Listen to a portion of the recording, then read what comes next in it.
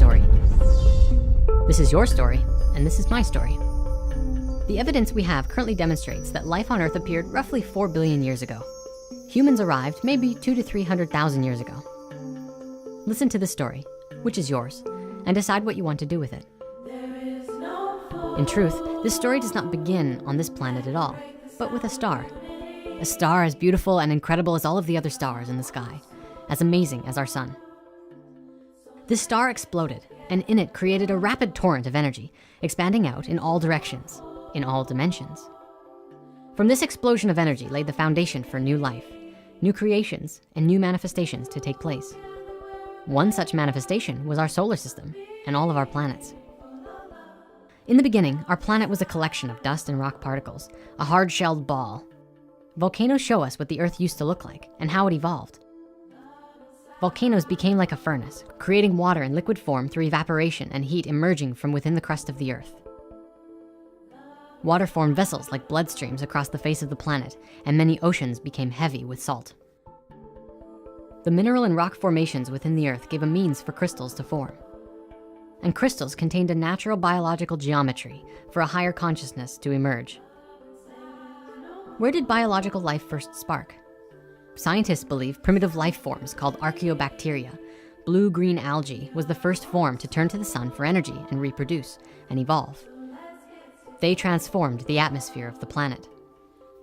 Before this time, the atmosphere was rich with carbon. These billions of microorganisms grew from the carbon, and the carbon drained from the atmosphere and entered the crust to become what was next. The life spread throughout the water, through water cycles, waterfalls, rivers, oceans. All life drinks the same water.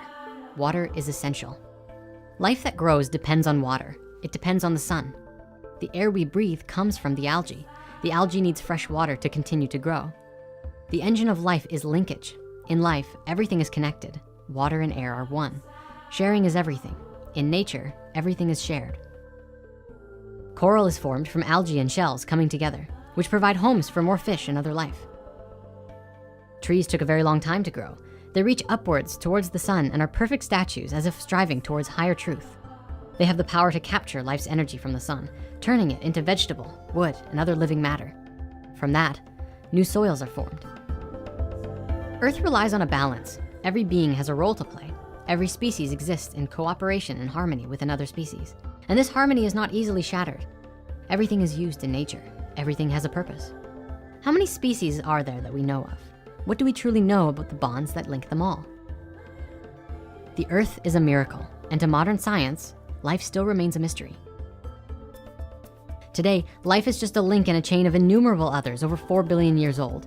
And within just a pinprick of that amount of time, we, the Homo sapiens, with our tremendous brains and nearly limitless potential, have disrupted that balance completely. What this means is that there's something really magnificent and fantastic about us. And we may have dropped the ball a bit. Humans appeared on this planet several 100,000 years ago, and we have transformed the face of the planet. There are many stories about how it happened. Nobody knows for sure.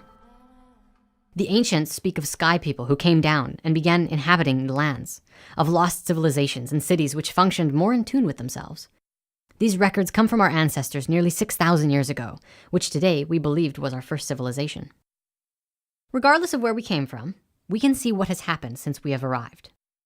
This is what we're going to look at. We're going to do it in short form because it's really depressing. So just bear with me while we go through this. We have taken control of every species of life, of all lands, and turned it for ourselves. We took control of animals to help discover and conquer new territories. We subjugated the growth of plants, calling it agriculture. From that spawned cities and civilizations, eliminating the need to migrate around and scavenge for food. Now, it was in our backyard. But that wasn't enough. We needed more. We tapped into the energy deep within the earth, pockets of sunlight captured in millions of years worth of coal, gas, and oil. And we have seen more change within 50 years than in the last 13,000 years combined. And not all of it is good. Cities like New York and Los Angeles are symbols of the exploitation of oil and the resources that we have forcibly extracted. There aren't many farmers left, and the industrialized farming actively poison our foods with pesticides, which in turn poisons us. Don't believe me? Just ask the food workers wearing radiation suits. But how can all of the food demands be met without concentration camps of cattle, where not a blade of grass can grow? Instead of grass, trucks haul in grain that is fed to the cattle to become meat to stuff our faces. Houses are cloned, copied, and standardized, wiping creativity off the map. Everywhere, machines dig, rip, bore, and tear into the earth, faster and faster, without any regard for the millions of years worth of what Mother Earth has been creating. Excessive mining will soon exhaust all of the planet's reserves. 100 millions of metric tons of fish have been exhausted. Most large fish have been fished out of existence because they no longer have time to reproduce. Globally, water levels are falling. Places like Las Vegas are the biggest consumers of water in the world, where in other places they have none, and women dig aquifers day after day. Deforestation tears up the earth to make way for new factories. In some places, deforestation is a last resort for survival. Every 1 in 6 humans live in a crowded, overpopulated environments and don't have access to clean water or even electricity.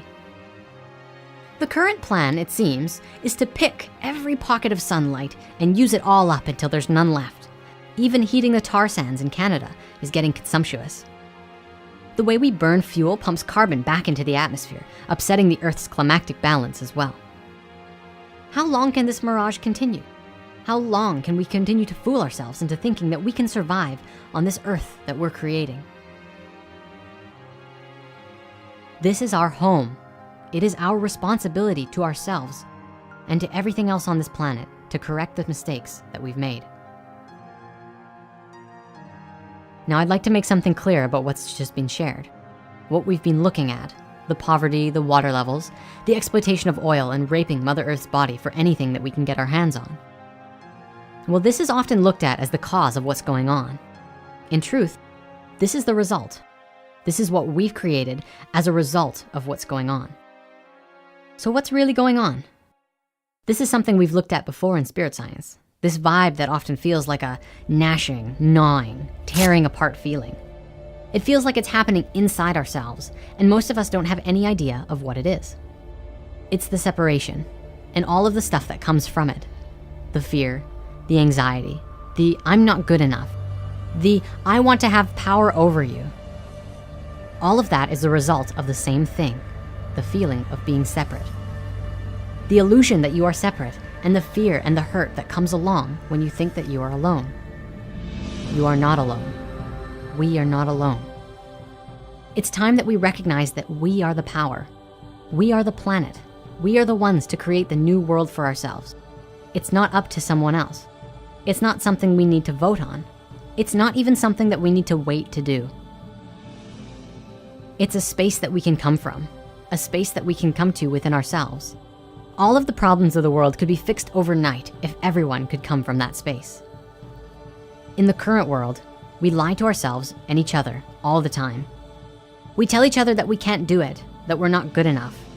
When we lie, every action we take is in defense of that lie. Until we can come to a space where we are honest with ourselves, then we can start to be real with ourselves. When we come from that space, we can come to the table with something new. A new space that says, okay, what's going on? How can we fix it? Through conscious conversations with each other, we can think of new ways of doing things.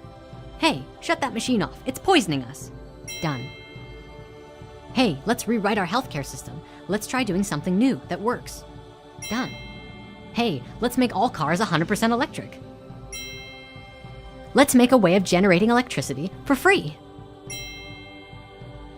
That space you come from that makes that kind of conversation possible is the heart, the unity consciousness, the Christ within, also known as just plain honesty. It's a space that doesn't deny what is real in favor of a more convenient lie. It's a space that is honest about how one feels and what one sees. It's a space that listens with the intention of understanding what another says, rather than just waiting for the other person to stop talking so that you can start talking again. It's a space that's compassionate for all humans, all life, from the best of them to the worst of them. A space that holds all life as a sacred thing and something that can be explored from a space of excitement and freedom. You are not alone. We can make this happen, and we can all do it together. We can do it for ourselves, and we can do it for each other. We can do it in a way that works. In fact, the only way to do it is to do it together, not on your own, not as the sole leader of the movement, but together.